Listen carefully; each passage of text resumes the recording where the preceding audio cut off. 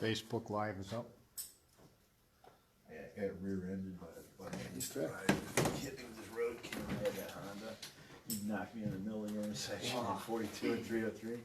Everybody hit the red light, his jaws just dropped, you know. I grabbed my mirror, a couple of things that fell off my bike, and jumped on it. Before it for it. He's like shifting with his hand once he get his bike restarted. Really? So that bike, I fixed Ready, it back rock, up. Joe? Yeah, how you got that mirror, it says caution, objects are closer than they appear. I had a label maker with the white on the clear, so I just made a sticker on it that says caution, Mel is closer than it appears. I rode around for 2 years, and the deal was nobody was allowed to tell them. Everybody ready? Everybody would come look at my bike and they just start laughing. He's like, what's so funny? And yeah, he'd be like, oh yeah, I just remember this joke or something like that. He never knew it was on there.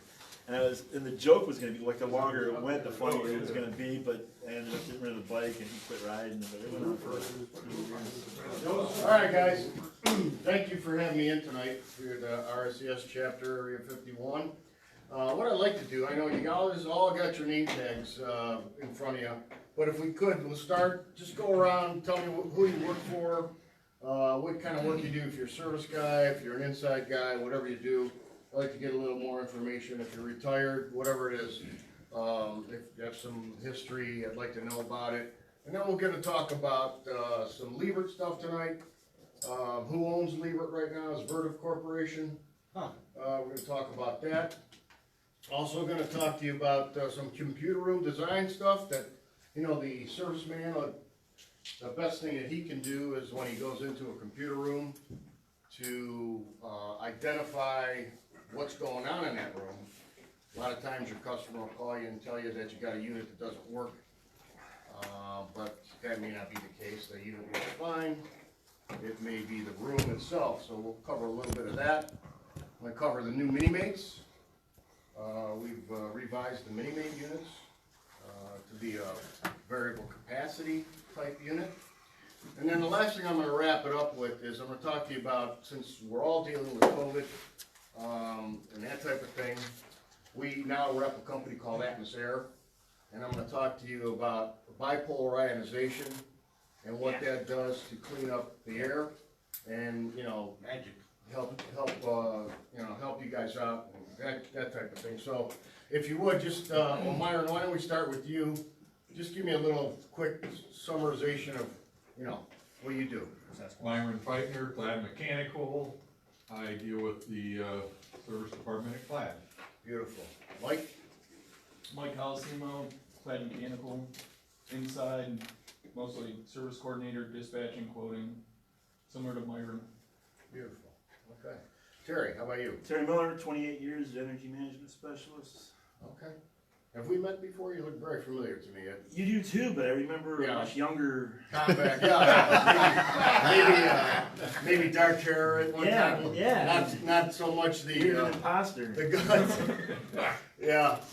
Started working. When I started working for Combat in '86, so Didn't know what I was driving. been a Liebert rep for a long time. How about you, Kevin? Kevin Moser, Clad Mechanical Service Specialist. Beautiful. Bill? Bill Cokehead, Glad Mechanical, service specialist. Yeah. I met Bill. Yeah, we'll go with that. Okay. Sir, I'm sorry, what's your first name? Rob. Rob? Yeah. I'm Metro Health Hospitals. Metro? Excellent. Environmental Systems Analyst. Excellent, excellent. You do a lot of Rooftop work over there? boilers. Anything with the computer room units over there? Yeah. Over at Deaconess, is it still there? Well, we got one in Deaconess now, and then they took over Brooklyn Heights, which used to be Geyser. Okay. And that's all, Yeah. Liebert, but they just took all the Liebert You out. go back to, out of Deaconess, they took them out of there? They took them out. Yeah. They're gonna convert it to a, physical therapy. Yeah. Yeah. They're putting $9 million into that building. Yeah. And they got a separate, off-site, IT area that nobody knows. Like a colo. They didn't tell us where it Yeah, is. yeah, We're like not one of responsible for it. those, there's 4 or 5 big colos around that, A lot of people here don't want anybody messing with it, so. yeah. Great, nice to meet you. Brandon? Brandon Warren, I work for Clad Mechanical, and I'm a service technician. Beautiful. Phil? Phil Norris, I'm retired, 30 years, taught HVAC, electrical, Vatera, Capital Career Institute, the Westside Institute. Excellent. Was out Did you there. know Tony Schlesinger? Sounds He familiar. used to teach with RSES classes back in, I never went to RSDS. no, 80s, early 80s, 70s. He worked at Comvac also. Was a good mentor of mine. He taught me so much. Just a great guy. I'm in this book as a, I read it 1,700 pages cover to cover, send in corrections. Yeah? So they put me in there for, Got you in the book, huh? yeah, new book. Not bad. How about you, Gary? Well, I have a long history of this and that. I've done a lot of different things. The one that applies most to what we're doing here is a job that I did downtown where I bid against other companies that were, they're gonna bring the unit in with a helicopter, you know, or open up the 10th floor window and swing it in with a crane, shit like that. It sounds like. So I got the bright idea to call Liebert and ask, would it be okay if I recovered the refrigerant and cut your unit in half, and took it up 2 pieces? Wow. And I found a place where it was easy to do that. Yep. Easy to put it back. And they said, yeah, well, it's still under warranty. Yeah. So I got the job. Excellent. Yeah. Excellent. So, Now I'm kinda semi-retired. well, let me expand on that. So that's pretty cool. What year do you think that was? Oh, shit, 90, around 90. So Liebert, what they would have, they have this thing called SFAs, okay, when you purchase equipment, special factory authorization, something like this option, that, you know, you request certain things, and one of the SFAs that we had at the time was, a cut down frame. Okay? I think I So invented maybe it. you planted that I seed, invented right? it, yeah. Now, now every unit that comes out of the factory is built in a 3-piece design, so you can take the compressor section off, Ah, you can take the evaporator, No the kidding. top of the unit off, but the unit ships complete, yeah, and the wiring is all pigtailed together with the electrical connector, so it's easy to, you know, take them apart, uh-huh, but you still gotta cut the refrigerant lines and then braze them back together. yeah. So that, you might have been the first one. You have to go a little bit smaller square tube, Yeah, and 1 inch inside the 1 inch leg. square anchor. Yeah, took the Yeah. square leg, was slightly smaller tube inside. Yep. And bolted it, Yep. top and bottom. That's it, that's how they kept doing it. That's cool. I invented it. That's, I love Got it. no money for that. Hey, should've put the claim in. But, now that I got your information, I'll tell you about me. My name is Joe Detomaso. I've worked as a Liebert rep since 1986. I've done on numerous jobs, working for Liebert over the years. Started out being a parts guy, just an overall guy that did things around the office, different things, and got a chance to then get into service, and I became the startup guy. So if you had a Liebert unit from probably 87 to 2000, something like that, I was the guy that was called out to either come and start the unit up or troubleshoot it if there was a problem with it. So that's about, I don't know, 17 years worth of that. Then I got a chance to go into sales in 2003,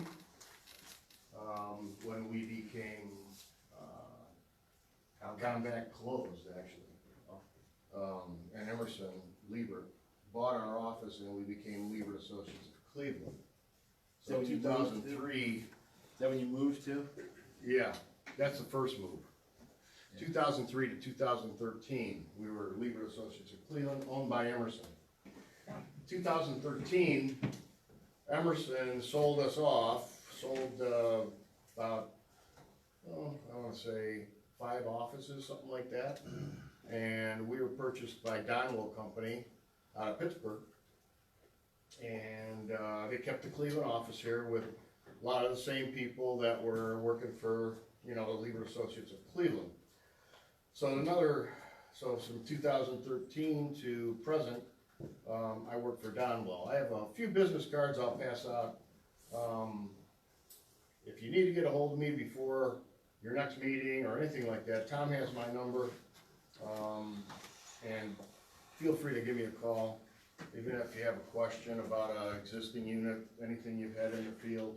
If I can't answer it, I'll tell you where you can get the answer at. And if everybody here wants to write this number down, this is very valuable. It's 800-543-2778. That is Liebert Technical Services. That's 800-543-2778. We have guys, they'll answer questions. If you're doing an install, you got a question on piping, maybe you got a humidifier that you think's not working right. Could be anything. You know, you could try me first, and if I can't answer it, I'll probably tell you to go to those guys. But, yeah, feel free to use that number. So that kind of brings us up to speed as far as me and how long I've been around Liebert. So since '86 to present, I've been involved with Liebert in some way, some fashion, and so many changes over the years. But I'll tell you one thing that's remained the same, and that is we deal with computer rooms, okay? And the thing that's remained the same is you may get a call to say, I got a humidity problem in this space. I can't get this unit to put the correct humidity in, or I can't get this unit to dehumidify. Cool's pretty good, but I cannot get the humidity up in the space, okay? So I learned this lesson a long time ago, and I like to tell everybody this story because something I really didn't think about at the time. So the call was that a pretty big customer. They had a couple Liebert DS units or Deluxe System 3s, 15 ton, like 199As. And the customer complained that they couldn't get the humidity up above 20%. Whoa. Back then the units would only read as low as 35%, okay? So they really didn't even know that, you know, but they said, oh, we only got like 20% humidity in here. This Liebert unit's a piece of junk. If you don't fix it, you gotta pull it out of here. So my boss called me and says, hey, go out to so-and-so, check that unit out, see what's going on out there, okay? So I just happened to, about a week before this, I got myself a handheld Dixon meter. It's for humidity, okay? And it was probably about, yay big, but it was back then, it was like that, and then it had a little cord on it with a, right after slings, you know, it was right after, it was the next thing from sling psychrometer. It was this new electronic stuff. We're talking back in, like I said, the mid-'80s. So it was a downflow type application with a raised floor. They had a raised floor, was 12 inches maybe. But one thing odd about the room was that it was carpeted. A raised floor with carpeting, okay? And then the other thing that I noticed about the room was that, you know how computer rooms have perforated tiles, okay? Well, this room only had like these, basically looked like a household register, okay? And they were cut into the floor. Oh my God. So, now mind you, there's been a couple contractors that have been at this place, kind of condemned the unit. That's the first thing you do, isn't it? Well, that's why I'm telling you. The first thing you want to do is you want to get in that room. I like to personally survey the room, okay? And then I'll see what's going on, but then I'll go to the unit and make sure it's working properly. So I went over to the unit, amped out my, I got the infrared humidifier at that time. I amped out my 3 legs and made sure I was drawing right. All the bulbs are burning. The water's nice and clean. It's not all crusted up. So we had the right stuff going on in there, but I didn't have any humidity up top. It's really hard when you're dehumidifying with this big machine Yeah. here and trying to replace it with this little Yeah, one. this is putting humidity into this Fighting thing. each other. So I lifted up the floor tile. This was a 12-inch floor. I lifted up the floor tile and I stuck my Dixon meter into the floor. 85% humidity under the floor. What? 85%. Rain on down there. What the hell? Well, now think about what I said. You got a 12-inch floor, you got carpet on the floor, and you got these little diffusers. Oh. There was no air movement at all in the space. Nothing. Oh. So I walked over to the IT guy and I said, excuse me, you know, trying to be as nice as I can. I said, I think I know what the problem is here. I said, if I lift up 5 of these floor tiles and kind of position them, I said, I think we'll bring the room up to, you know, the proper humidity and everything will be good. And he goes, listen, he goes, you can do whatever you want. He says, but that ain't gonna fix the problem. And I said, well, just bear with me. I said, I think, you know, I kind of showed him I got 85% underneath the floor. We got 20% up here. I got no air movement. Okay, so I did. I picked up 5 tiles, just kind of moved them so I got air movement up and out of it. Okay, not even 5 minutes. 50% humidity. The Liebert unit shut off its humidifier, and all kind of air movement in the room, and you know, everybody's happy. Well, I'll be damned. Yeah.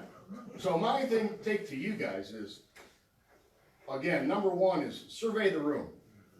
Number 2, make sure the unit's doing what it's supposed to do. And number 3, trust all the knowledge that you have gotten over all your experience and all the years, and go back to airflow. And to me, airflow is the key to everything. Okay? So just kind of keep that in mind. And I think you'll see that, now sometimes you might have a problem with a unit that's not doing what it is. But 99% of our time that we have a problem, it's with an installation, maybe piping, whatever the case may be, or it's just something is overlooked, and because it's not rocket science, we all know this stuff, right? So Sometimes the most obvious thing gets it's overlooked. Yeah.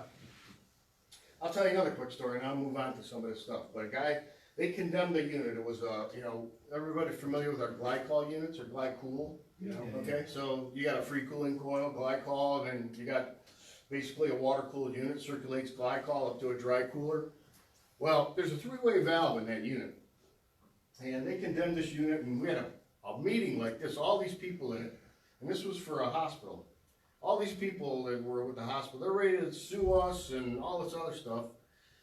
The mechanic from the company who was taking care of it condemned the unit, and I said, well, what do you mean? So they brought me out there with the salesman that sold it, and he says, both compressors are running full out, and I have no cooling going on. That was bad. How could that be, right? Simple. I said, well, I know what's going on there. I don't want to. Mixing, diverting? Yeah, so with that 3-way valve was stuck in the open position. So number 1, it's a hot day.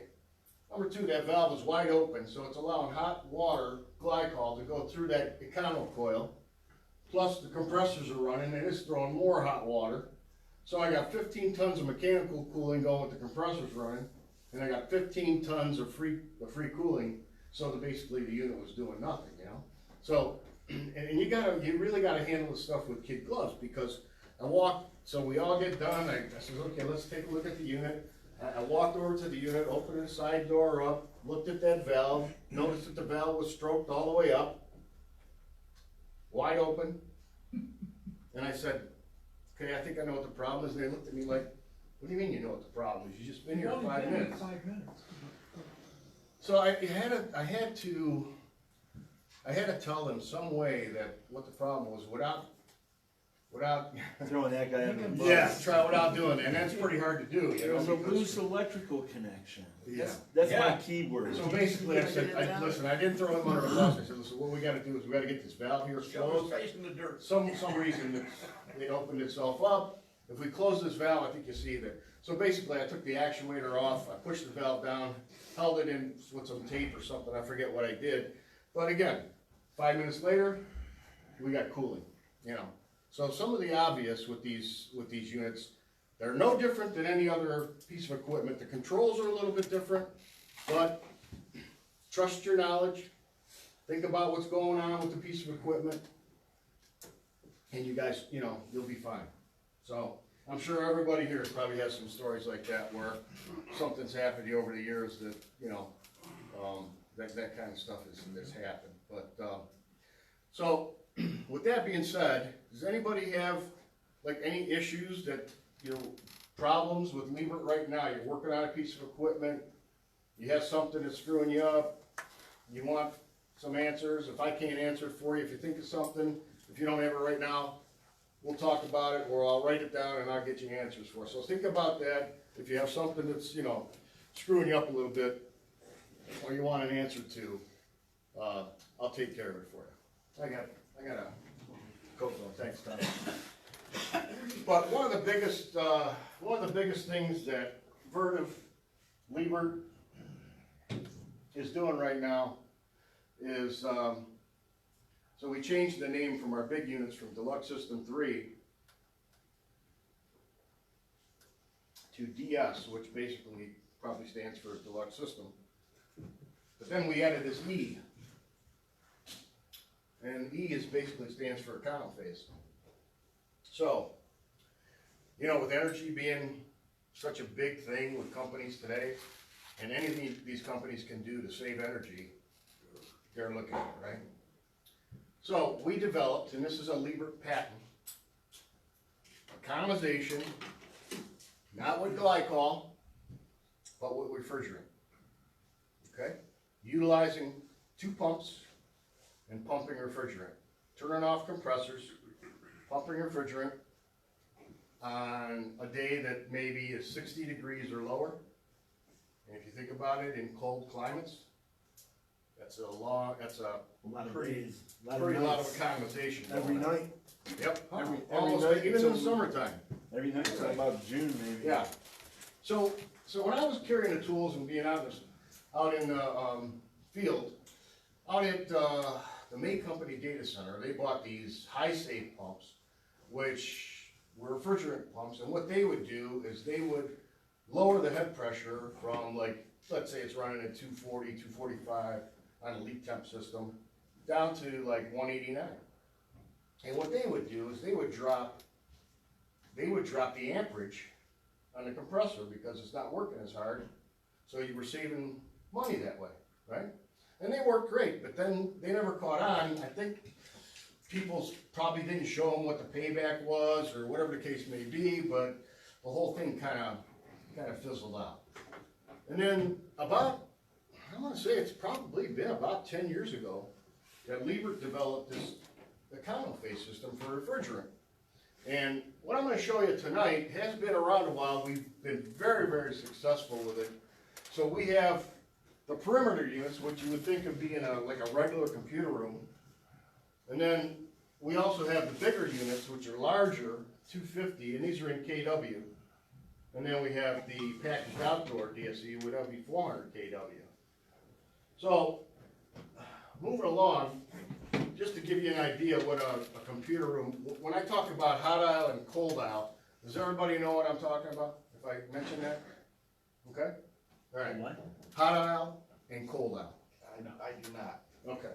So, let's go back to when I first started in this business. If you walked in a computer room, you had a raised floor, and the air would come up from the bottom. Okay, there'd be a hole in the cabinet, and the chassis would actually, of the servers, Yeah, I see. would have holes, so the air would come in through the bottom and then out the top. Yeah. Okay? Well, all those servers changed years ago.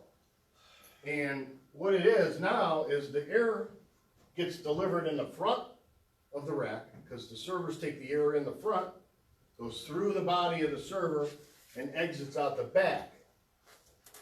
Okay? Everybody follow me? So they put 2 back to back and. So the big thing is, when computer rooms, let's say you had an existing room from 1980s, and they start using these servers, they were front to back instead of from the bottom to the top. Naturally, what's gonna happen is, all right, see they got the perforated tiles over here, they're putting the cold air up the front, it's going through the rack, and then it's exhausting hot air out the back. Now, if these racks here have their inlet on the back side, instead of sucking in cold air, they're gonna suck in hot air because it's the exhaust from these cabinets, okay? Yeah. Everybody follow me? Yeah. So what we had to do is we had to educate all our customers to go to a hot aisle, cold aisle application. Okay, so that meant these racks had to be turned so that their cold air inlet is here. I'm sorry. So their hot air exhaust is there, and there, this one's hot air exhaust. So this would be a cold aisle, this would be a hot aisle, this would be a cold aisle. Follow me? Okay, so if your customer does that, you're golden. Because you can actually set the room up properly with your floor tiles right there. Then this becomes a hot aisle. This becomes cold, this becomes hot. Now, who can tell me, and looking at this picture, why this probably would work pretty good when you got you position your two air conditioners over here? Who can tell me why this would actually work good with, I'm not gonna say any more. Cause your two hot aisles are lined up with the units. There you go, there you go. He's exactly right. So what's happening here now is this is a hot aisle, right? Yeah.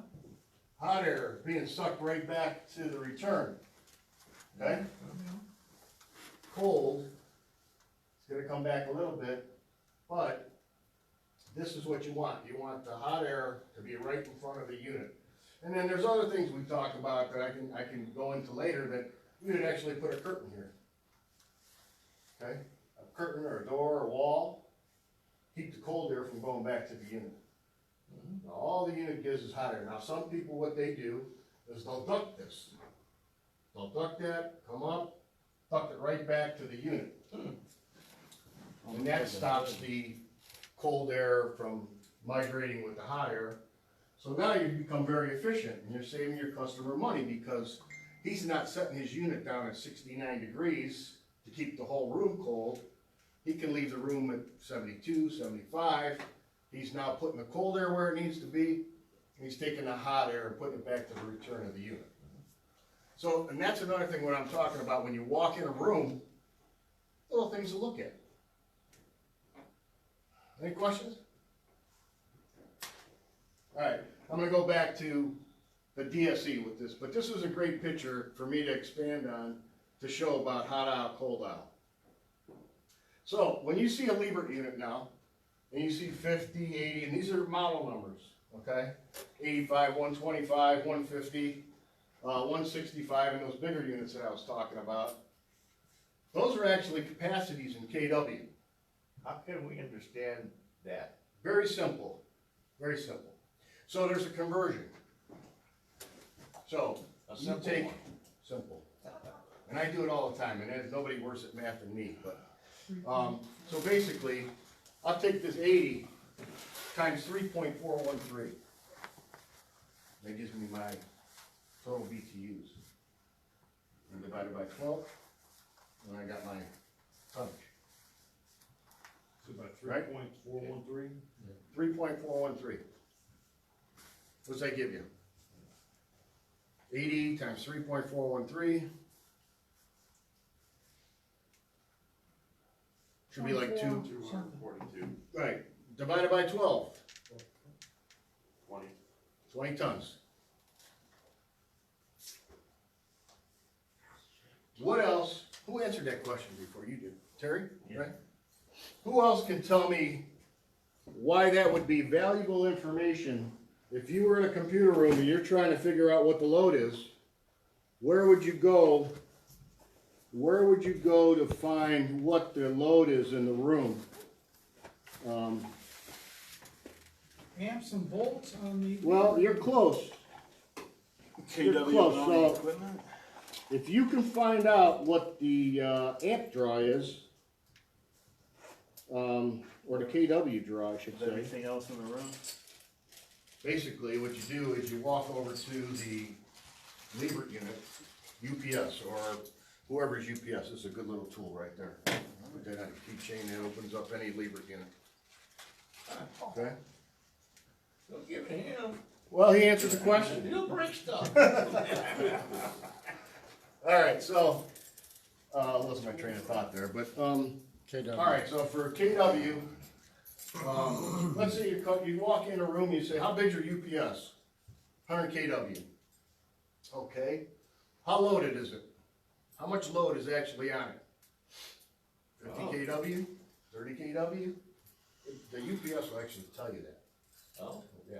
But I don't like to touch anything, so you get the IT guy to tell you.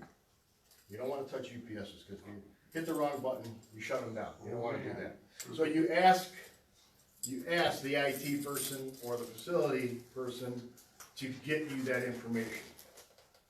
Now, you could take that number, so if you've got 100 kVA UPS, and it's only 30% loaded, you could take that number there, times 3.413, and that gives you what the room load is, okay?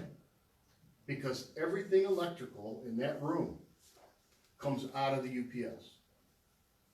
That make sense? What if somebody undersized the It's not UPS? the way. Yeah, that's their And trouble. they just haven't found out yet. They're only supposed to be loaded to like the 75%. Right. But, again, so, 30 kW times 3.413 gives you your total BTUs, divided by 12, your ton. If you're doing the Tonnage. installation, do you wanna upsize it a little bit in case they bring more stuff into the room? What's that? Now, if you're doing the installation, do you wanna upsize it a little bit in case they bring more into the room? Yes, absolutely. Absolutely. You don't wanna oversize too much. No, you but know there's 1.5. gonna be more. Yeah. You know it. Typically, in today's world, everybody says, biggest thing I get when I go into a room now is that, yeah, we're really cutting back and everything's really downsized. Everything's smaller. Yeah. But everything smaller doesn't necessarily mean that the temperatures go, the heat generated goes down, right? Sorry, guys. So You know what? usually when it gets smaller, the heat goes up. You know, what we did is they had 2 units. Yeah. And that was a given, because they wanted to know that the one unit could carry 2/3 or so of the load Sure. if the other one was down. Right. And because that happens, you know, you get a unit go down and you can't shut this worldwide center. Cost some money. $10,000 a minute is what I was Yeah. told. Yeah. So that's what we did, we kept it on going with the one, unit and fixed the other one. It's a great point. So we way oversized it, you know.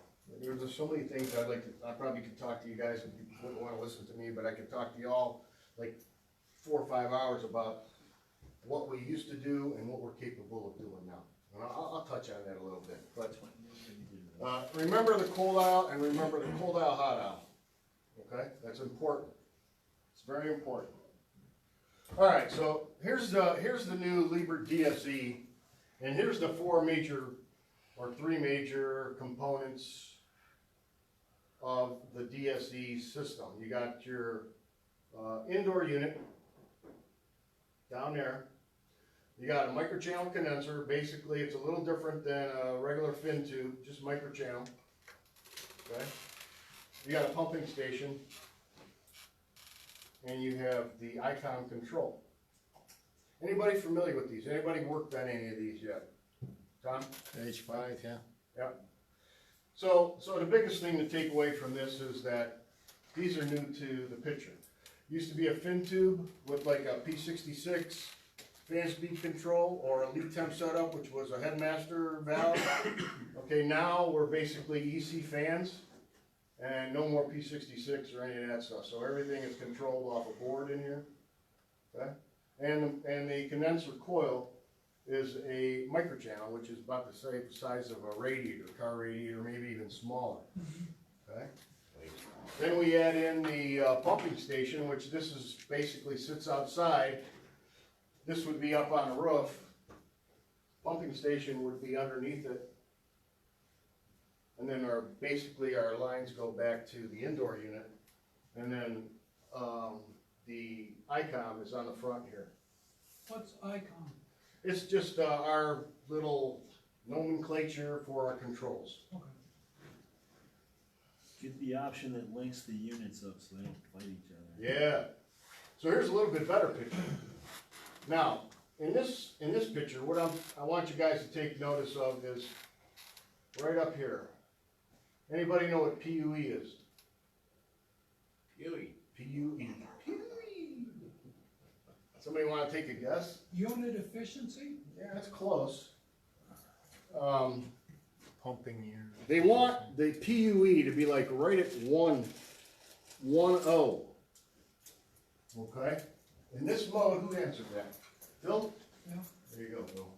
Ah, You can sell that. Alright, so in this picture here, we're showing the condenser, pumping station, our refrigerant lines, our indoor unit with the ICOM, and then over here, we're showing, what's going on in the system, okay?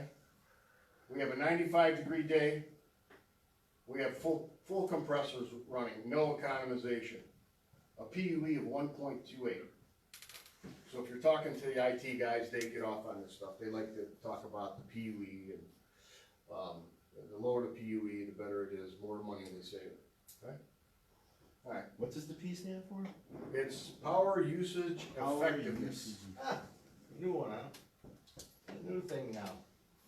All right. So, 65-degree day or 65-degree night. Partial econo phase. We start to turn the compressors off. Compressor 1, 0 kW. Compressor 2, 8.5 kW. Pump 1, 0.6 kW. So we have gone from running 2 compressors at 8.5 kW to 1 pump at 6.6 and a compressor at 8.5. What is that pump pumping? Refrigerant, Liquid refrigerant? yes, It's already cooled? yes. And Comes it's out of just the going down to condenser, get more subcooling? comes out of the condenser, just like a normal system, goes to the pump. Pump pumps it back down to the electronic expansion valve, to the evaporator, boils off, just like a normal change of state, back to the condenser. Oh, you're using a pump to pump it rather than letting head pressure do it, since the head pressure's Right. not really there. Instead of the compressor pumping it, Nice. we're saving that money. And really, think about it, why didn't anybody think about this before? I don't know.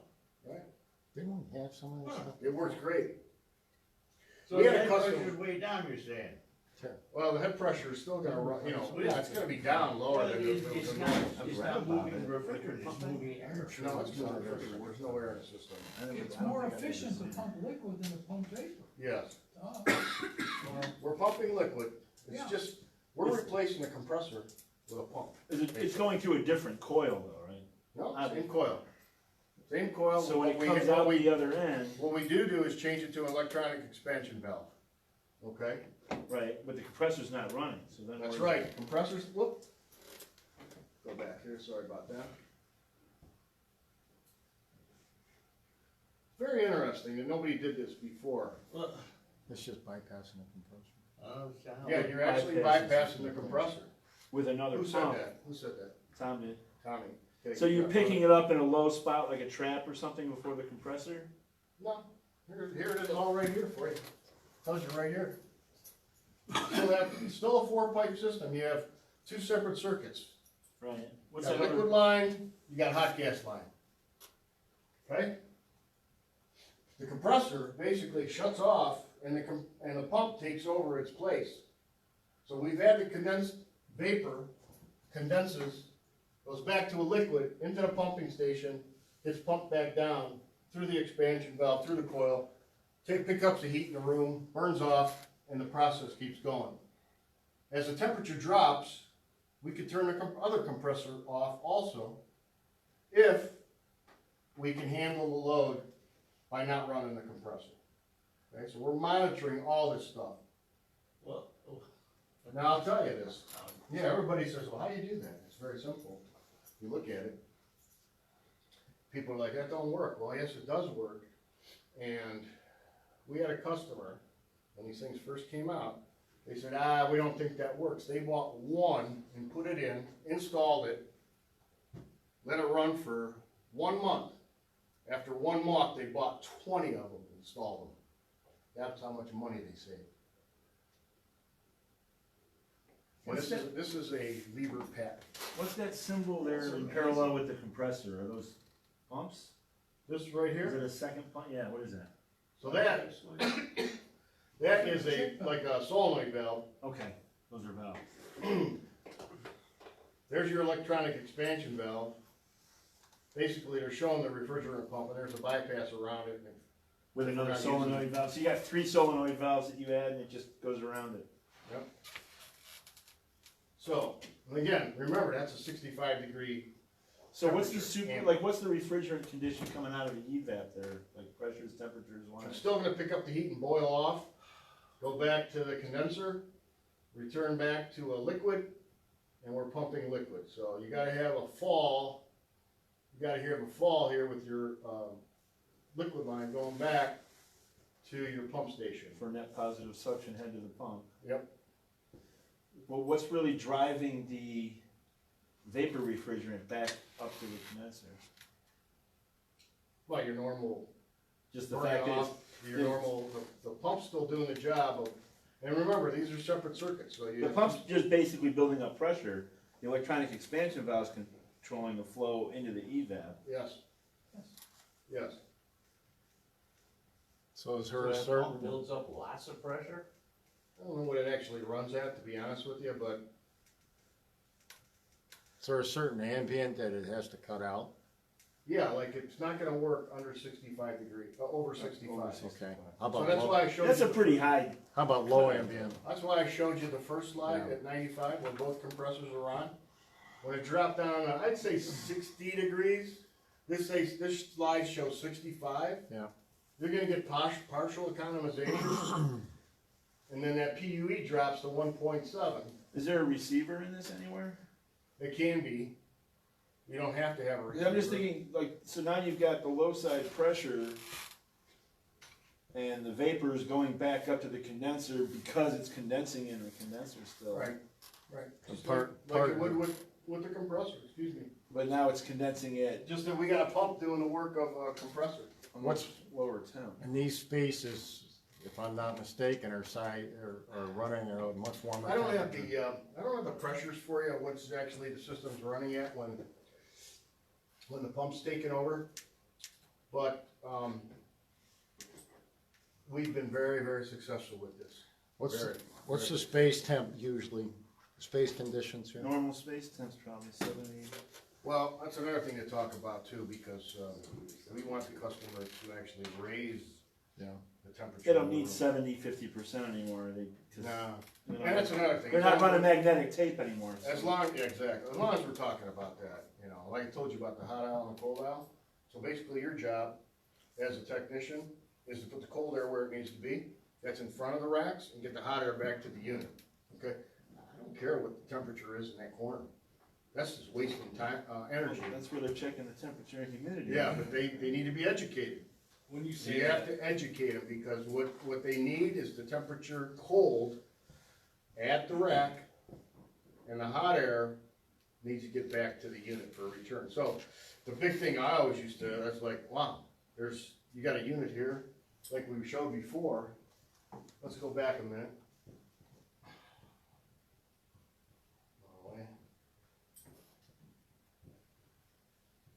Alright, so like I was talking about before, this is set up really good because the hot air is coming here. But you're also drawing cold air here, right? So instead of 75, 80 degrees, 85 degrees, you may have 72 degrees. Because you're sucking cold back that you really don't want to. That's just routing efficiency. Yes. So there are so many rooms out there that you can walk into if you're taking care of it. I mean, you look at a situation like this, where all this cold air is coming back, and you say, if we put some containment in, I can drop your electrical bill like crazy, because I'm not gonna make number one, I'm gonna make your compressors last longer, because I'm not short cycling your compressors anymore.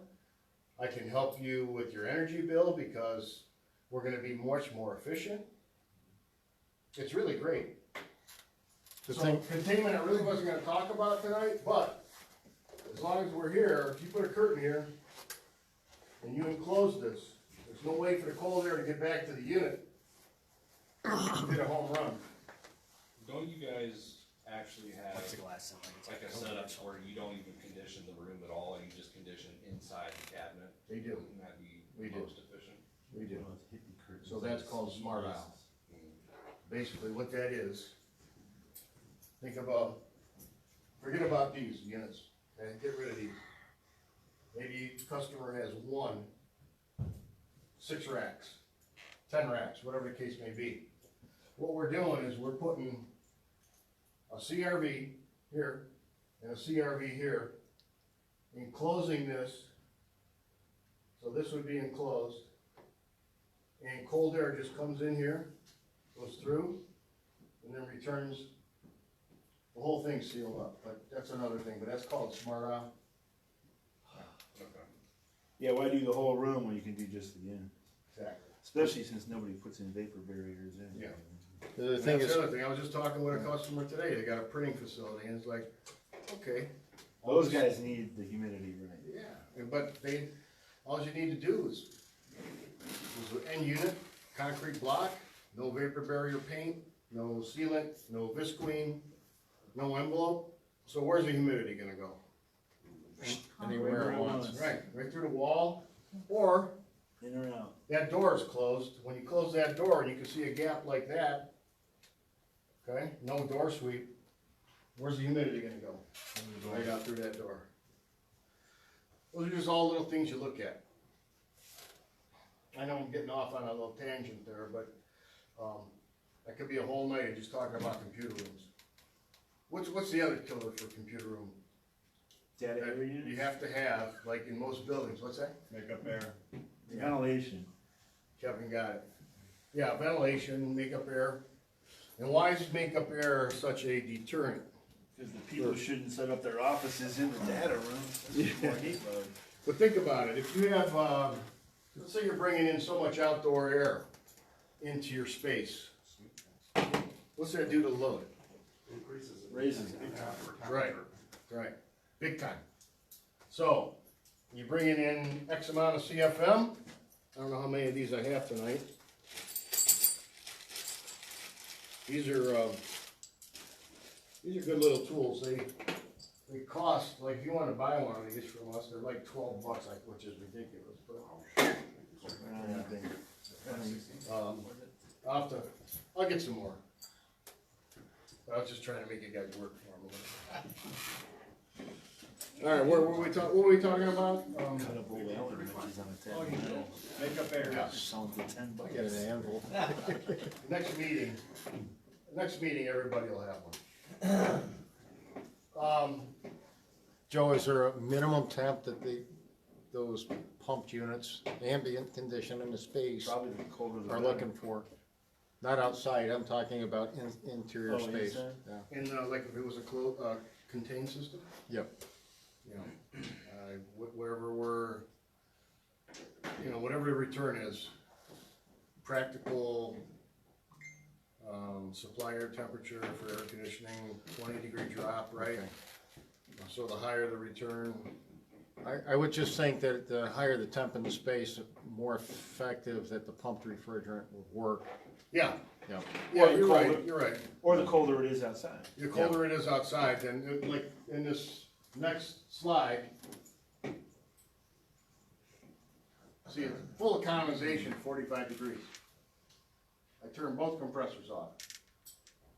I'm running the pumps, Is this 410? 410. The unit next to the condenser, what's all in there? Like what This are all- right here, Yeah, what are all the 2 components? pumps. What kind of pumps are they? Gear pumps? Vane pumps? I'm not sure they're, Baldor pumps, I'm not sure that they're Baldor manufacturer or even who they're using now, but, that's something I could share with you guys, I could get more information on that, I'll jot that down and get some information for you on the actual pumps. I'm sure there's, some other pieces, parts in there, since I don't work on them anymore, I really don't know, to be honest with you. How does it work with the outdoor air? I didn't understand that earlier. So basically, we have to have some way of cooling that refrigerant, back to a liquid. And with the fans and as the lower the temperature goes, then we can condense that liquid back, from a vapor. So does it just flow into that plenum, I guess it would be? Is that pretty much? Plenum? This condenser? That's just The a condenser. condenser. So the fans could still be running when it's in that mode? Yeah. Oh, they're gonna run. all the time. They're Yeah, gonna the fans run. on So the fans on the condenser are gonna run. So my next question is you've got one compressor off. Yeah. You back up to the other side where you had one compressor on and one compressor off. The compressor that's on is your head pressure gonna be much lower than normal because all the fans are running, or how do they divide that up? Now, again, it's gonna be just like it would have been with a P66 or whatever. We're not gonna run the fan. But you're not gonna cycle other fans on? We will, but it's all off pressure. So as the pressure builds up, we're gonna, I would think the pressures would be way different yeah, and I don't have the running pressures for you, on the what they are. system that's running the pump, But- as compared to the. To a compressor, they're gonna be lower. But again, you don't have to worry about, a lot of that stuff that that a normal compressorized system is gonna worry about. So again, it's basically showing you, it's a regular 4-pipe system, 2 liquid lines, 2 hot gas lines. And that's it. I guess you really can't have too much subcooling. Well, Yeah, I think we're looking for 20 degrees. We were just talking about the head But- pressure control the other day. It depends on what we're doing. Are those pumps variable speed, Joe? Yeah. So it, coupled with the electronic expansion valve, it'll maintain what you would think is a standard pressure drop, right? Yes. Yeah. Absolutely. There's probably 2 temps. So, in balance, here's another- 65 to turn Here's on, another and good, then- good slide of what's going on in the system. Alright? That's that full economization mode. And you can see that the blurb that's right in the middle here is what your customer really wants. No water usage, no water treatment, no glycol, no outside air contamination, no dampers or louvers. That's not on there, but that's probably one of the biggest things, especially the install cost, is no glycol. Yeah. No pumps to worry about, no seals to, you know. Besides, who can tell me at what temperature glycol, what temperature a glycol system, glycool, will start to economize at? If you guys have ever started a dry cooler with, you know, what temperature do you want those fans to come on at? They got 2 stats in there. Where would you set them at? It does tell you on the unit inside. It's been a long time. Yeah, but think about it. Instead of the fans coming on at 90 degrees or 80 degrees, you'd probably want them to come on a lot sooner, right? You're talking about a lead temp? No, I'm No, talking that's- about you're talking about glycol. glycol or dry cool. Yeah, glycool, they call Okay. it. The dry, Okay, yeah. yeah. So they're set at like 35 and 30, or 35 and 40 or 38 to come on, so that the fans are running down at lower temperature, chilling the glycol down, so that you can get free economization. So that means the DSE with pumped refrigerant, you get economization at 65 degrees. Glycol system, you don't get economization till 35 degrees. That's right. Northeast Ohio or any northern climate, even down in states like Texas and whatever, you get those nights where it gets cold, you can actually go into economization in, you know, spring, fall. Our average low here though is only 32 degrees. Well, think about it. From 65 down, there's a lot of nights that it's below 65 Oh, yeah. degrees. Yeah. So the killer and the point about these DSE, the payback on them, when you show your customer, the payback's about 1.5 years. And who isn't gonna love that when they talk about energy efficiencies if you can do paybacks in 1.5 years? Yeah, that's in that window that I might still be working here then. All right, moving on. So here's a good graph, and we were just talking about that. Outdoor ambient temperature, run across there, tells you what's going on. They're using a DA 125, a phase hour, so return air temperature inside the space is 85 degrees. Percent loaded, 60%. In Virginia, Return. this is during the year, or your hours of operation, 55% full econo phase, 18% partial, and 28% compressor. So, when you add that up, all this blue and green, yellow, whatever this is here, that's saving money, that's saving your customer money. Plus, you compile that with, or, not even that's the right word, You put that with changing the fans, who can tell me, look at that unit there, this is a good question.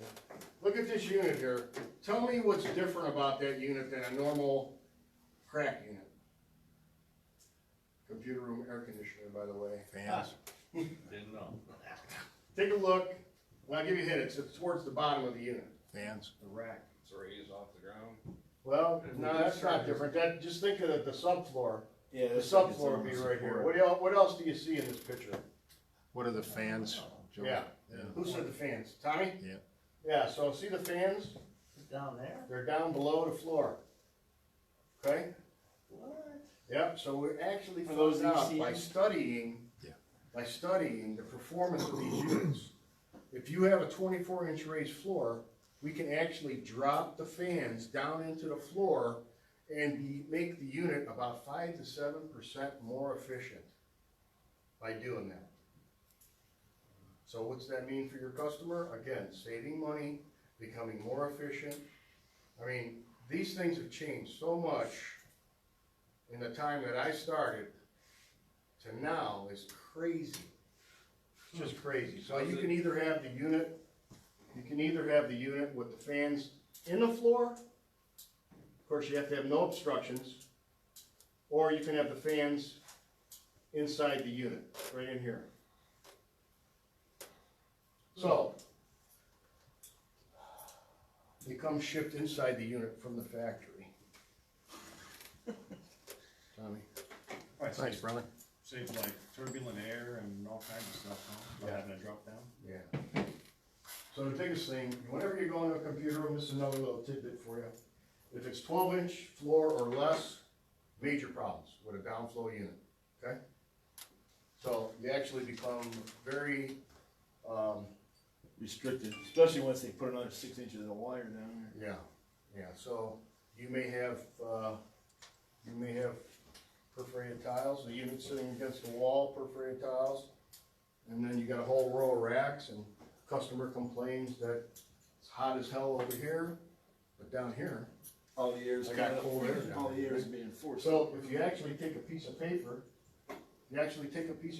and put it down here, at these floor tiles, you'll see that that paper actually gets sucked down to the floor. Okay, with that Venturi effect, Oh, pulling it. So it's just actually taking it down, so you can't get any air out. There's so much velocity pushing that air, it hits the wall back there and comes up. So, Really? that's another little thing, you know, that I never knew about. It's things you learn when you work on computer room units every day. These are things you pick up on, you know, so customers that have a 9-inch floor, a 6-inch floor, forget it, ain't happening. 12 inches ain't happening anymore. So you'd want at least 15 inches, at least. All right. What's next? Any questions?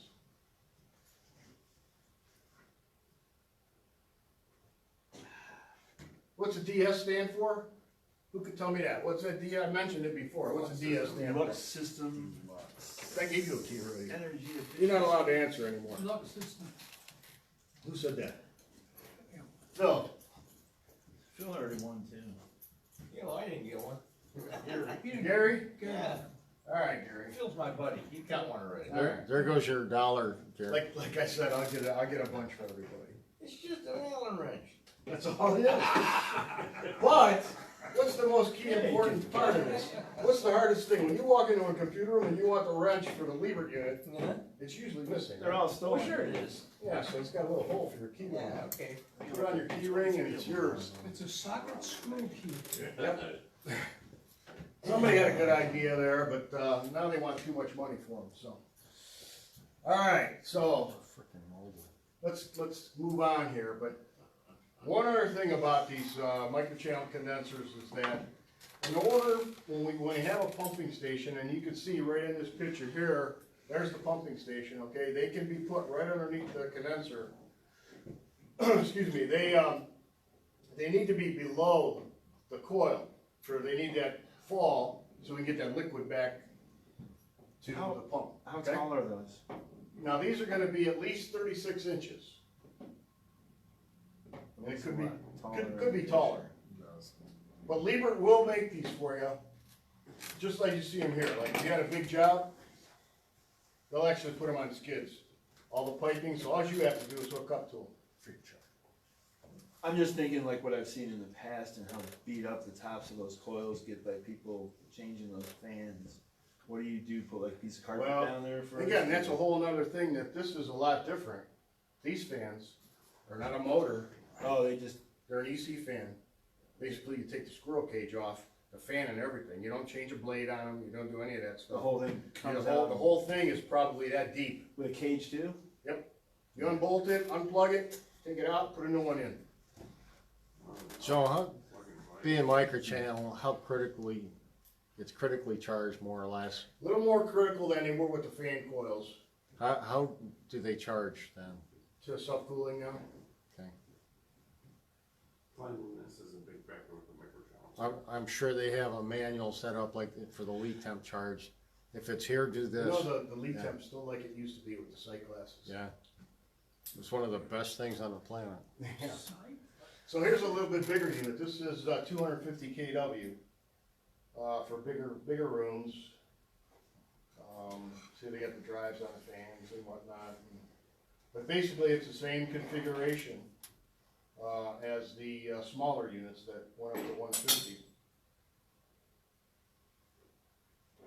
So Liebert, I ain't gonna spend a lot of time on this because it's the same technology, just in a different box. But Liebert in Vertiv got into making air handlers. So now we actually have air handlers with the same technology, so we don't take up space inside the computer room. So an air handler would either go on the roof or outside on an outside wall with the same technology as this pump refrigerant with the ICOM control, the whole bit.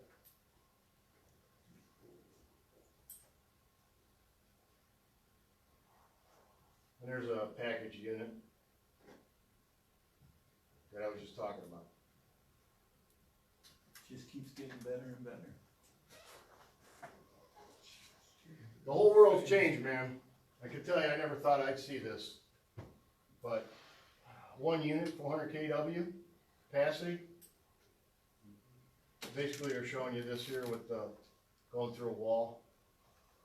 And then we're gonna duct in the air. Or is that just a series of scrolls in there? Digital scrolls. Oh, wow, what's that? 57. Yeah, man. Any questions? That's the DSE. Yes, sir. Yeah, how about, taking water, evaporating the water without those little tiny high pressure Nozzles? atomizer, yeah. Yeah. Well, then you start talking about, water, softening and all that system, but we are doing that too. So with those air handlers, we have evaporative cooling, we have all kind of different stuff that, depending on what area of the country, Mhm. and what works best, we can do what the customer basically needs. Worldwide, the move is away from using water for Yeah. anything. They're worried about the future, not having enough water for people.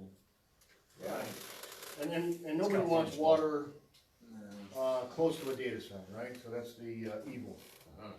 Not only that, it's, Huh? cost is astronomical now too. Cause it's not only are you paying for the water, you're paying for the disposal, which is 1.6 times more. Believe it or not, there's still customers out there that are taking water and flushing it down the drain once Are you kidding? passed through. I had one like that, but it was a backup. Yeah, It wasn't that every day. yeah, I know. It, So the best thing we it doesn't tell work people good is when they come around and open all the fire hydrants so they don't run. if you can run it through a tower, or if you can run it on a dry cooler like we were talking about with glycol, versus throwing water down the drain, which I think is illegal now. Yeah, it's something else, I'll tell you. It's just expensive. We used to get a swimming pool with the water. Very expensive. Any questions on the DSC? If anybody needs more information, maybe Tom, you could send me a copy of this, Sure. with everybody's email, and I'll just distribute, like some some, operation and maintenance manuals where you can get that stuff at, and, you know, different things that, if you guys are interested in it, be happy to do that. What's your So- phone number again? Go ahead. What's your phone number again? I'll give you a card. 216-9, that was, were you cracking a joke on that one, or were you serious? 216-952-3413. How much time we got, Tom? Another half hour if you Oh, want. beautiful. Excellent. All right. Joe, before you get away, how are you certifying training on these now? Well, we have a company called Donwell Technical Services. We basically took away, The school? yeah, we took all that. Well, the schools are still there. I think I think you went offline there. still got power. What happened? I might have ran out of I actually battery. heard something the other day. You got a Recording's not Do gonna you have a, Recording's not what do you got gonna for fly. power? Anything? Well, CEI, The mining cost. I don't think I have my cord. How about that? What? Isn't Ring- that digital the ring's mining? only 16 Right. gig. What they're talking about when they say mining costs, they're talking about heat waves and. Line surges battery to is low, yeah, maintain that's it the all problem. around the world. Yeah, My, absolutely. There's a massive power's draw. over here.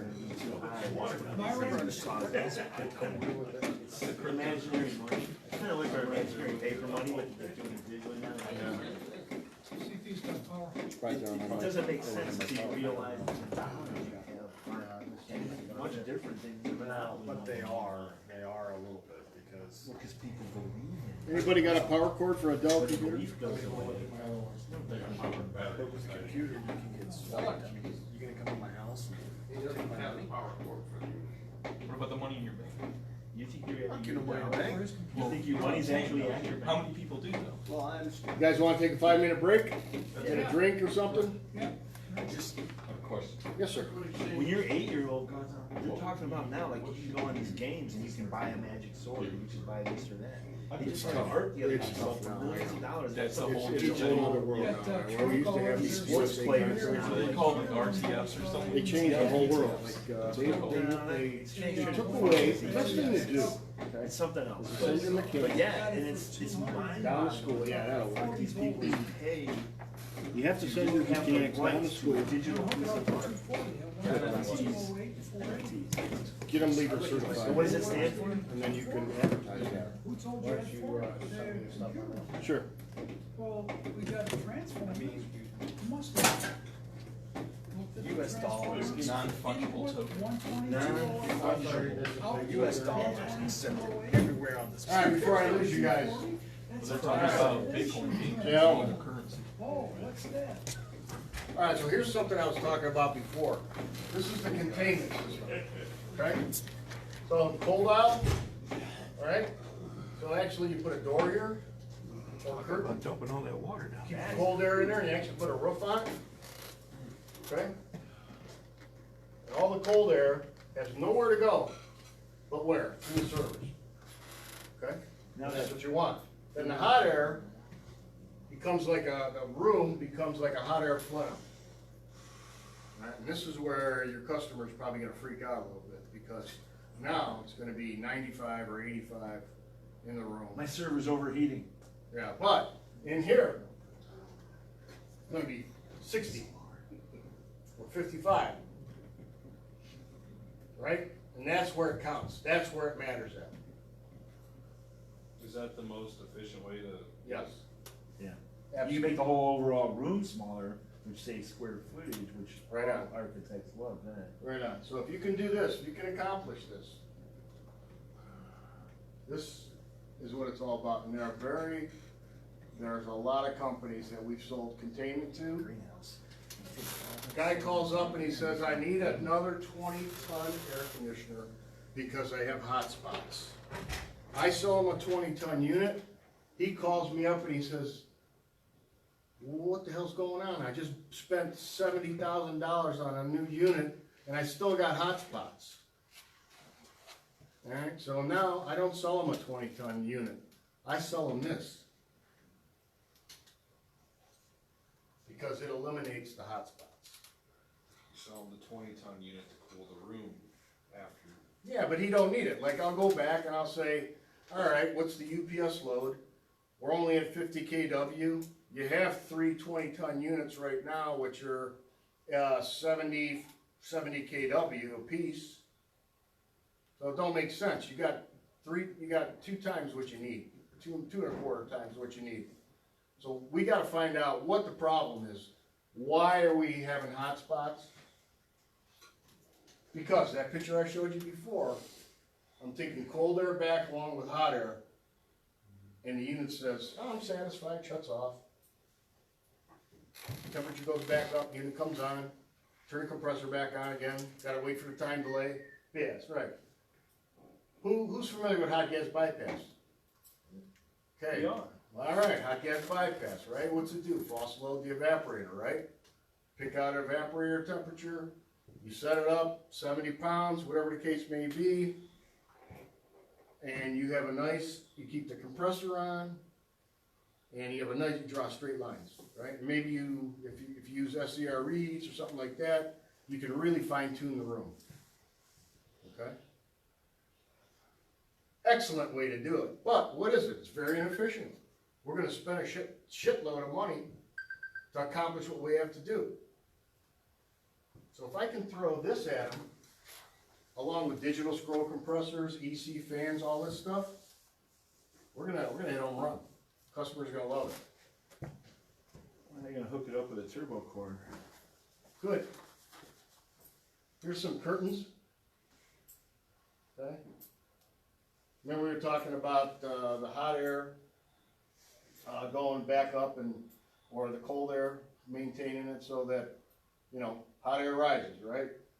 Cold air falls. So in this case, these are using CRV units. These are air conditioners. They deliver air down the aisle, and they return hot air on the backside, called CRV. You get that up to 10 tons. It's like Anybody seen those before? it's like a big little glass house. Yeah. Yeah, the greenhouse. So here's some drawings. This is pretty interesting to see what's happening, you know, with containment and without it.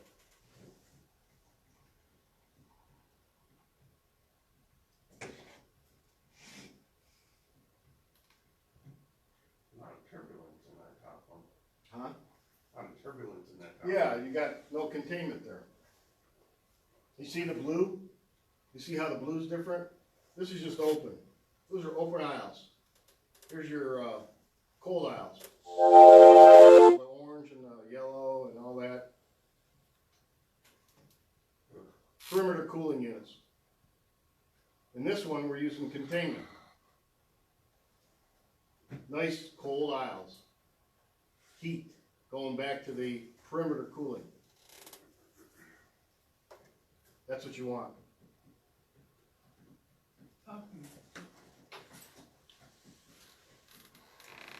This is a little bit, let's see if we can make this look better. Any questions on the containment stuff, guys?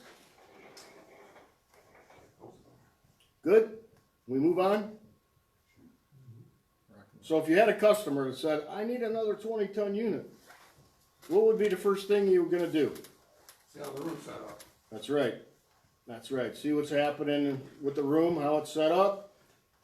And then what else you're gonna ask them? See is, How much money you got? How much what? Are you sure? You might need 40. Let me check things out. Yeah, you might. That That's way he'll be right. happy when you tell him Just because Joe D said you need less, doesn't mean he's right. You might need more. then you wanna read the KW off his UPS. There you go. Who said that? That's right. You got it. I gave you a key already, right? That's the answer I was looking for. That's awesome. All right, who knows? The bottle opener. Who knows about? Let me see. Who knows about Liebert Mini-Mates? Who knows about those? I know Tommy does. Can I tell that story? Go ahead. You realize that's like 22 years ago. Oh, those many This things. is the best story ever. This guy right here It's one crazy sumbitch, let me tell you. So, you know how you got mini mates up in the ceiling, about to drop ceiling and shit, right? And they have like So- a winch down thing or something? Yeah, well, they do, they have a winch, you know, to bring them down and all that good stuff, but on these, newer units, and then you're talking about more than like the mini mates that you're talking about with the winch, these were like 2-ton units, 3-ton, 5-ton, where the unit would actually have a steam canister, humidifier, electric reheat, okay? So, we're over at this, doctor's office, the eye doctor, We're Tommy, still, you can correct me. we're still doing that. Huh? We're still doing Still that. got that contract, okay, good, see? So, how did I get involved with that? Was I giving them a free bottle or something? Yeah, You guys were taking you care of it? remember, that's when we first got in there, and they were complaining about, Going through bottles? bottles and humidity and not controlling the space. Yeah, That's when we took the blower door in there and found 3,000 CFM. yeah, It was just screaming through the space. right, so that's all part of what we were just from talking another about. No, from open walls. They never Yeah. sealed the space. You know, it went up in the ceiling and there's a big gap, there's a big hole. They had fin tube that was They a told two us common that- area, and it was just sucking air in. They told us that, oh yeah, the ceiling's all closed off. It goes all the way up to the corrugated Yeah, roof deck, right? yeah, exactly, you know, there's a big hole, there's all kind of air coming in. But anyway, the best thing was, so me being the rep, we gave him a bottle, alright? Tommy, working for, I think, DeMarco at the time, he meets me over there, he's gonna put a new bottle in for them. Well, this unit's like impossible to get to. It was over a laser, Yeah, and, you couldn't get a ladder up there. no, So, What was the laser? he goes, give me that bottle. it's underneath the thing. Yeah, he goes, give me that bottle. I go, what are you gonna do? He goes, just give me the bottle. So he gets up into the ceiling off the ladder. And he is laying, I can't even put myself in I a got my position. legs through the He is grid. hanging from the girders, Yeah. working on this unit. And I go, what the hell? I'm like, you're gonna fall, dude. And I'm like, I can't do anything to help you. He goes, all right, I got this. No problem. So, I don't know. You had to put the bottle in place, and I was trying to feed the hose to it. I don't even know if I did that. You took care of the whole thing. It was amazing. It was the best story. I tell that story all the time. Tom Steiger hanging from the girders, changing a humidifier valve. Classic. And Classic. we built a bridge with 2 ladders and a couple of 2x8s after that. Did you? And then they got a new laser in there, so we actually have access to it now. Oh, good. Somewhat. Same doctor. They moved it? The doctors, Somewhat access, yeah. TLC got sold, Yeah, the doctors and everybody went away. yeah, One of the doctors came back with, remember Don? A yeah. guy named Jim Principi took Don's place, Yeah. and he and the doctor own it now. Now, keep in mind, I don't recommend that procedure because. This was before the days, you were still using Polaroid. Yeah, OSHA wouldn't have loved that So you one. didn't No. have a. This is, we're talking 30 years ago, right? So. This is before digital cameras were a thing. Right. Yeah, yeah, so There it was, was a lot but of it was pictures, impressive. Pictures of. To say the least, it was very impressive and it stuck with me all these years, so. All right, so we talked about hot gas bypass before. And that was a standard thing on all like Liebert mini-mate units, okay? So they all would have hot gas bypass for capacity control. The problem is that if you put a mini-mate in a space that doesn't have a load, so if you sell a 3-ton mini-mate and it only has a 1.5 tons of load, when it goes into dehumidification, we run the compressor, okay? And the capacity control gets shut off automatically. So we shut that solenoid valve, we close it, the hot gas gets de-energized, and you get full 3 tons of coolant. Can anybody tell me why we have to do that? You wanna frost the Thinking coil. about computer room units now versus regular air conditioning. You wanna frost the coil. Well, Humidity. not really, but I guess I should, you guys really don't know. Or are you talking about the electric reheat part? No, not that either. The big thing is, so we run about 150 CFM per ton more than normal air conditioning. Okay? So 400 CFM per ton, 550, okay. So what happens is, we don't remove as much moisture, because we don't want to remove moisture. So, in order to remove moisture, we have to run a full Cold unit. Cold coil, we gotta pull the moisture out of the room that way. And then what happens? If you don't have the load to support it, You overcool. remember you were talking? Yeah. So I'm gonna drive the temperature down, even if I have the reheats in the unit, which we will not put, if you ever see a Liebert unit and it's in a call for dehumidification and heating, and you wonder why the temperature's still going down, is because we will not put a reheat that is equivalent to the cooling capacity. So it's only half. Otherwise, I could just get stuck in an end. It would just, Like- yeah, really be a And real the energy electric hog. bill goes nuts. Huh? The electric bill. Yeah, goes exactly. So, getting back to the whole thing about the hot gas bypass and SCR controls, and dehumidification with hot gas bypass being de-energized, you can create a big problem if you have a salesman that sells a 3-ton unit into a job that only has a ton load. The customer's gonna be unhappy, right? Very unhappy, because he's gonna say it's either too cold, if they still use charts, I'm gonna go like this. Cold or clammy, take your Yeah, pick. yeah. So, the way we controlled it was to use SCR reheats. You would set the unit with hot gas bypass, keep the compressor on, you pick that evaporator temperature out, and then you would have SCR reheats in the unit, and you would cycle the reheat. So you'd have 2 or 3 stages of heat, and that you could control the temperature like plus or minus 1 degree if it's set up properly, okay? So, with all that being said, it did the job, but very inefficient, cost you money, right? Cost your customer money. So what we did was we took the knowledge of the digital scroll compressor and EC fans and incorporated that into the new mini-mates. So you can get a 3, a 4, and a 5-ton unit with the EC fans and the digital scroll compressor. We haven't done it on the 2 and the 1.5 and 1 yet, which it'll probably be coming, but we can do it on the 3, 4, and 5 now. That only said 4 and 5. But this is huge. Because now we're saving money, we've got the ICOM control, and we can actually control the temperature in the room where it's supposed to be without being an energy hog. Any questions on, I can answer for you guys on EC fans or digital scroll compressors or any of that stuff? How, are they using the digital for? We're moving to variable speed Okay. compressors. We just came out with a unit called CRV10, and that uses a, we use a compressor that's got a drive on it.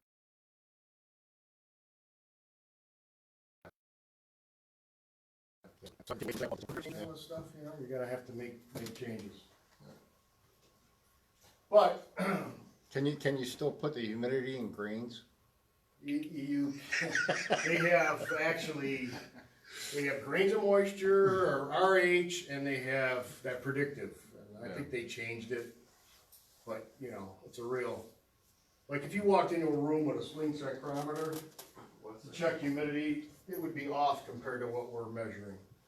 And they're always like, well, the sling doesn't lie, but the way we're checking it, it does lie.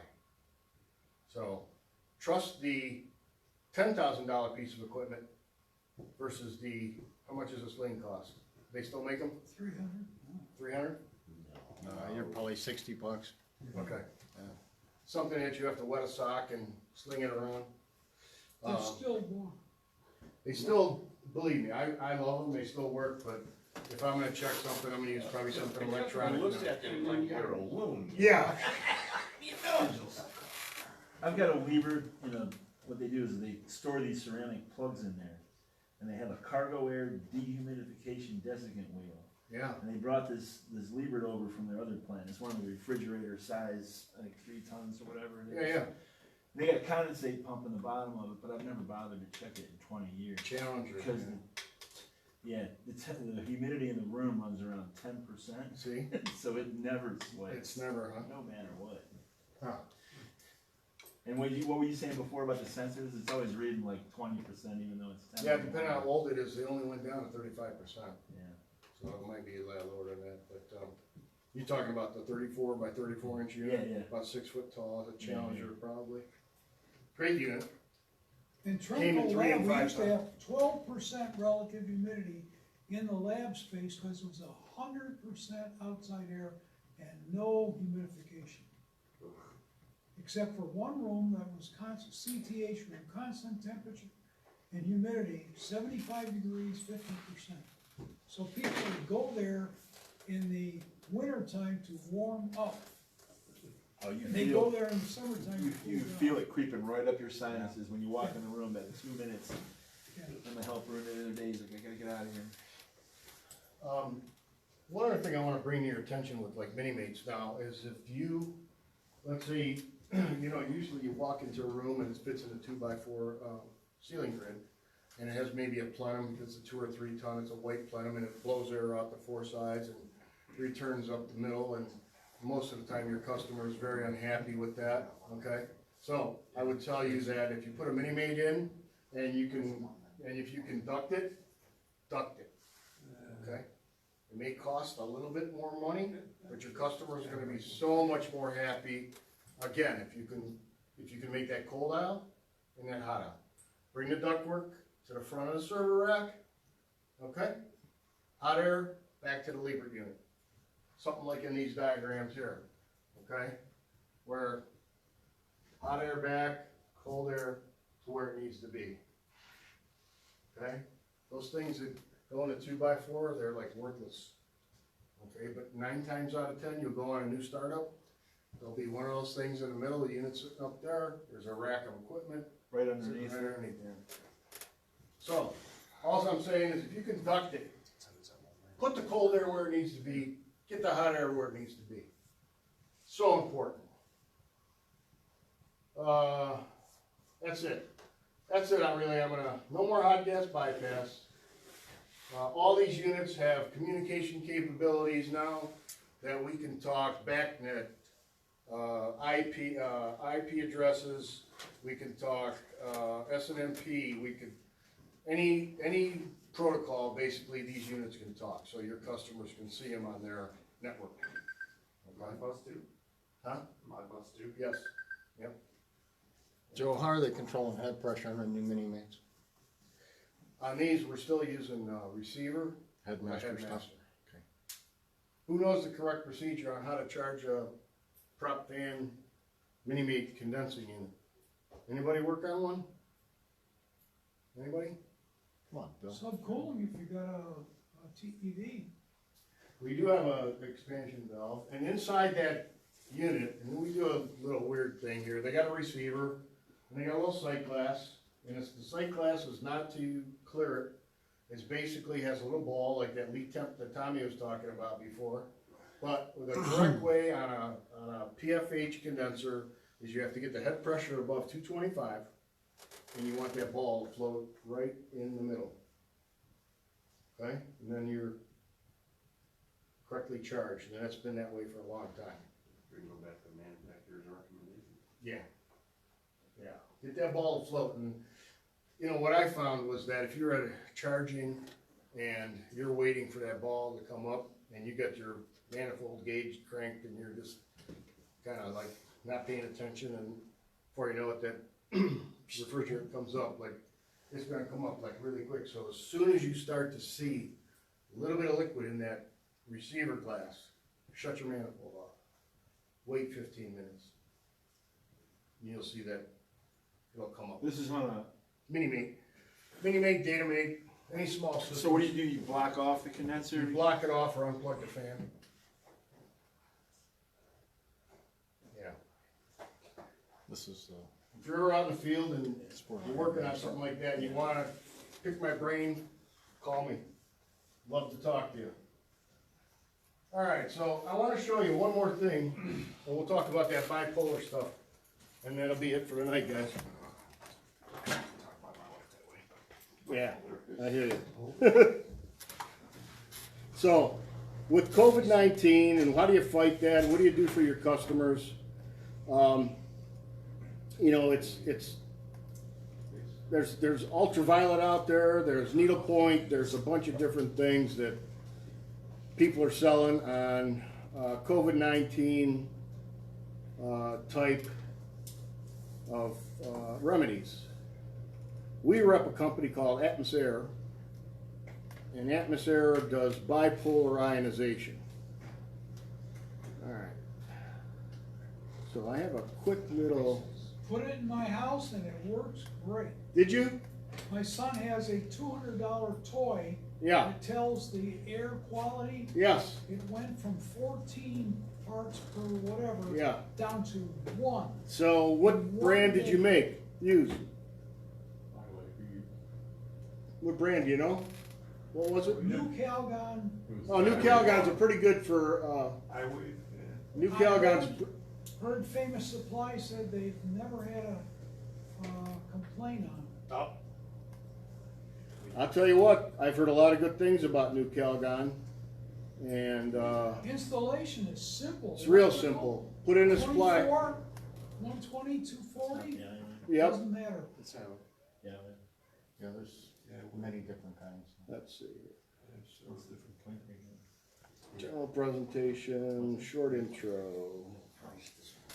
Well, maybe we'll go back and we'll do. The info on the residential market. All right.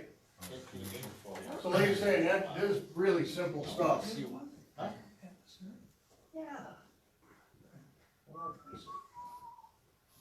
There we go. So there is some of the customers that's using this stuff. You know what the problem is most of the people are not, I was at a customer today, there's nobody in the building. Nobody there, Oh, God, kill them. right? They evaporated. Yeah. So you're changing basically the ions in the air, and it definitely affects and attacks the coronavirus. I think it's about, I forget what they said, 95% effective. We've had great success with this product. I want to show you, there's Except a, nobody's died. so here's the tubes, basically these are the tubes, they're like, some companies make glass tubes, and I think, you know, these are different, forget what the make of these are, what they're actually made out of. But this basically sits in the supply air, okay? This would sit outside the air handler, and it runs off 110 volts. Better than UV, because UV, basically, you gotta have it right on the coil. And you have to change the bulbs, even though the Yeah. light is on, it's not. Well, one thing about this, you do have, these every 2 years, you gotta replace these tubes. Yeah. But not like a UV bulb. Every 2 years we recommend. We gotta clean them every But, 6 months. and you can see right here that that's the installation on an air handler. Basically, that metal part sits outside and then tubes sit in the supply air.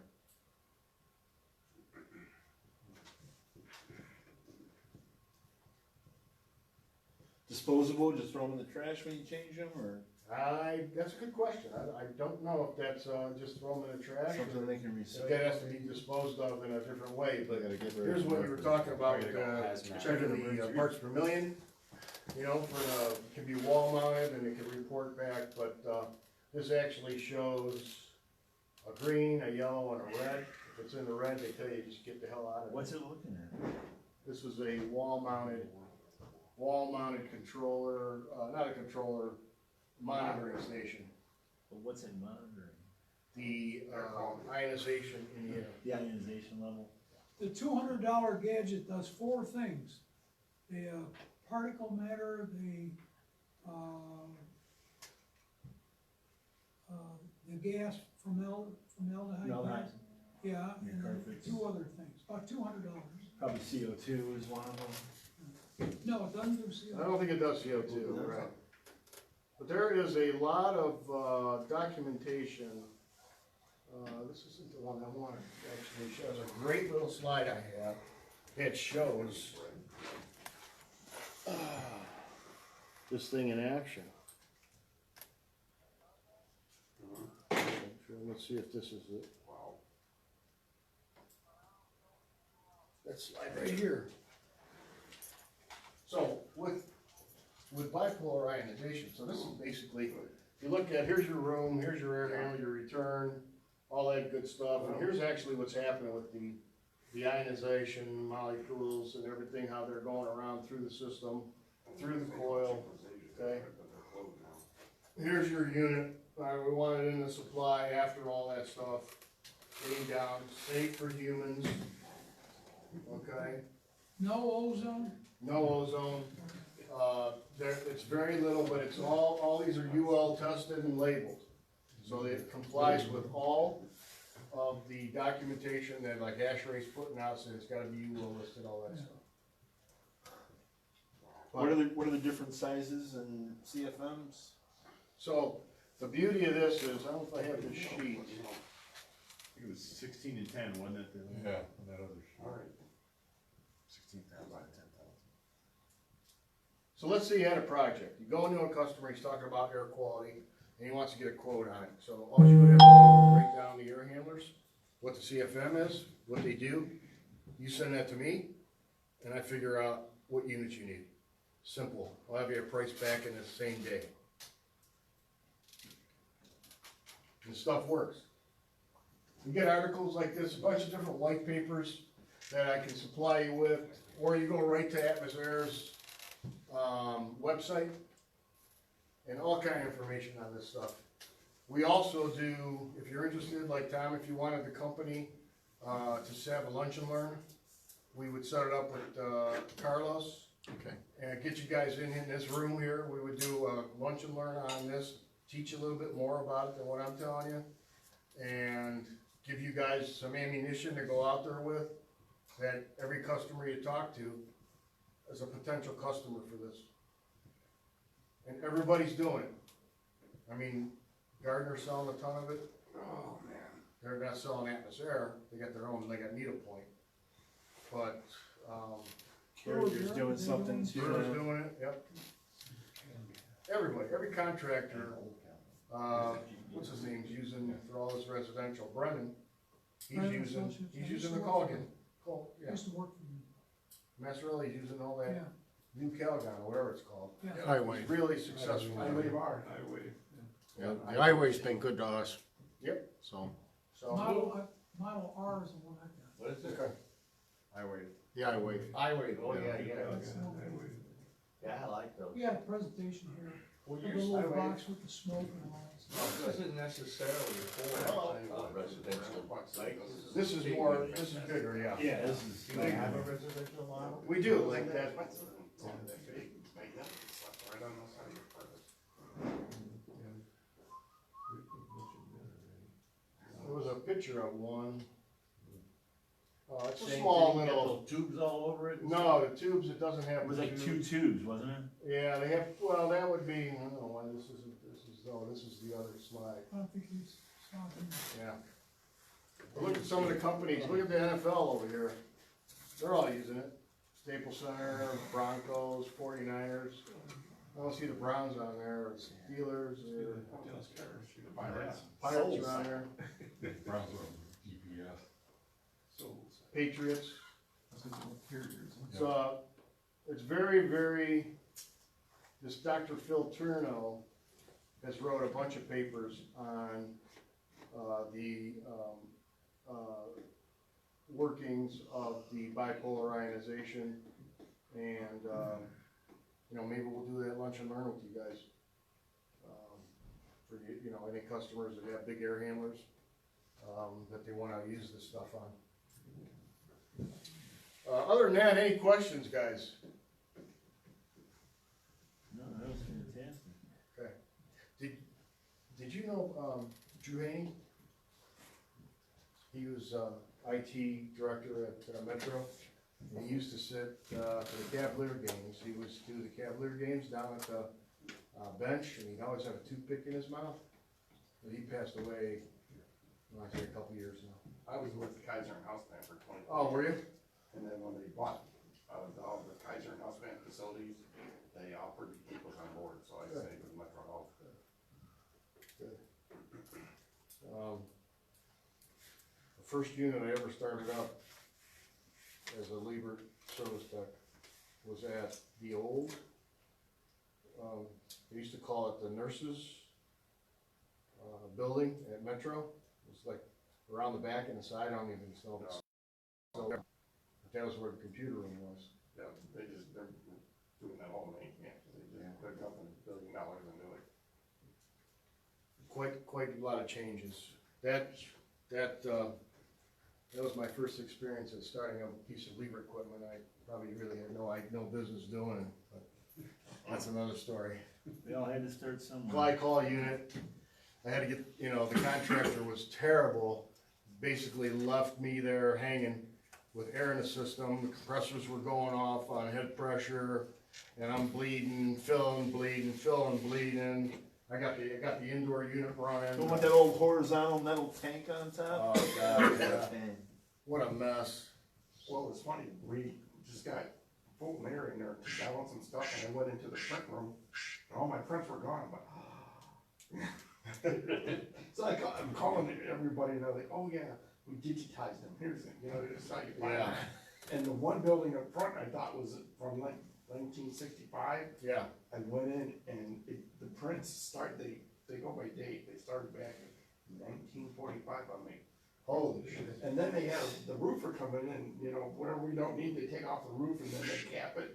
I mean, if he was running the car and the thing just went right through the roof. Oh, boy. I was like, oh, they must have hit a unit there. Cause they changed it all they put chillers in the back and they put everything on the inside. I mean, back in 45, I mean, it was probably only a 3-ton unit, but it was big enough to park a car in. Exactly. HVAC techs were barely walking upright then, weren't they? Yeah. Do you have any Back issues when Myron with, used to ride a brontosaurus to work. three-phase, phase rotation? We used to,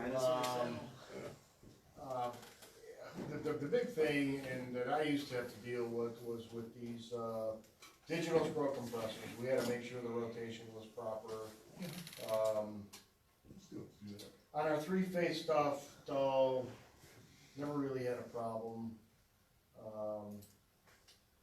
that I could think of, and I don't know if the guys are having problems today, but, There was one on, 77 between, 480 and, Rockside. okay.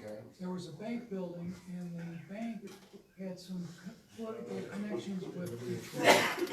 So the Detroit electricians wired it up. Yeah, Well, they wired it up ABC. yeah. The illuminating company since 1906 has been CBA. Oh, wow. So that they didn't have enough airflow because the fans were running Running backwards in the backwards. computer room. Yeah. So they said, CBI will be there, Detroit electricians will be there, HVAC guy comes in there, he says, they don't have enough airflow, the HVAC guy says, give me a break, click, Yeah. turn it up, And there that was you it. go. And a lot of times, we used to start up equipment, and they would, they'd call us and say, hey, units off on head pressure. Well, in new construction, they want the computer room running first, so what they would do is they'd shut the power off, wouldn't shut the unit off, they'd just shut the power off, condenser would go off on head, Yeah, and then it'd be That's like. right, those weren't interlocked back then. Yeah, I gotta tell you a funny story. This guy, this contractor, he was a guy that would buy equipment from us, but he would sub everything out. So he would sub out the piping, he would sub out the electrical, he would sub everything out. I don't know how he made any money. But anyway, calls me up and he says, hey, he goes, you better get down here. I got a room full of people that are pissed off at Liebert right now because these damn units are junk, they won't run. I'm like, what are you talking about? He goes, you better get down there right now. So I just happened to be not doing anything at that time. I get in my car, I go down there, and sure enough, we're in a room like this. There's a big ladder going up to a 20-foot ceiling. All these people standing around, and they're all talking about the Liebert unit that won't run. So I go up the ladder, I look up and take the panel off the unit. I look at it, get down off the ladder, and I go to the guy, I said, can I talk to you? yeah, hey, come here. Can I talk to you over here a minute? And he goes, listen, anything you got to say, you can say it. Are you sure about that? This last word. And and you're a fool. You did a run. There was no power. There was no power to the disconnect. There was no power ran. So, yeah, he went over to the wall, to the thermostat, and seeing that he couldn't get nothing to happen, so he calls me up and says the unit's a piece of shit. Bad mouths me in front of, that's why I said, I told you, I There's gave no you. wires in the. No, no wires. I said, man, I gave you the chance. I gave you a chance. Now, all bets are off, dude. You're a dumbass. You're not gonna make me look like a fool. I felt like, Did you come down, did you tell them they had a loose connection? not this time. That's because- my code, man. Not this time, because he's done this to me 2 or 3 times before. Like, remember the mini mates, Tommy, used to have the little condenser box on the back? You gotta wire them onto the unit, right? And then you gotta hook up the little Schrader so that the P66 takes over and the fan runs. Well, he, same thing, 3 mini mates. He didn't do a damn bit of work over there. He sold them. Somebody else put, and then they didn't hook up the little Schrader line. And I'm like, well, of course they're all going off on head pressure. And that time I covered his ass, but I said, that was it. My favorite one was the bank startup we did on the Bullets 3s. Yeah. That had the systems crossed. Yeah, all the lines crossed. Yeah. Figured that one out where they cross the liquid lines. We're going to, 2 different circuits. Both ran probably pretty good, huh? Yeah, they were both running. You know, it the was funny okay. thing is, I said, do not cross these lines. Yes. Okay, do not, that's not. the worst thing that let's, can happen. let's label these So guys. do not cross, and he did it anyhow. Wasn't that from Ghostbusters? Cause he knew better than. Across the street. Hey, Joe. Yeah. We'd like to give you this. Oh, wow. Thank you. Be with us tonight. Thank you. Appreciate it. Appreciate it. Thanks, guys. Appreciate it. Anytime I can do anything for anybody, give me a shout. I'd love to help you out. Thank you. That was good, thanks. Nice job. Okay. Gentlemen, thanks for coming tonight.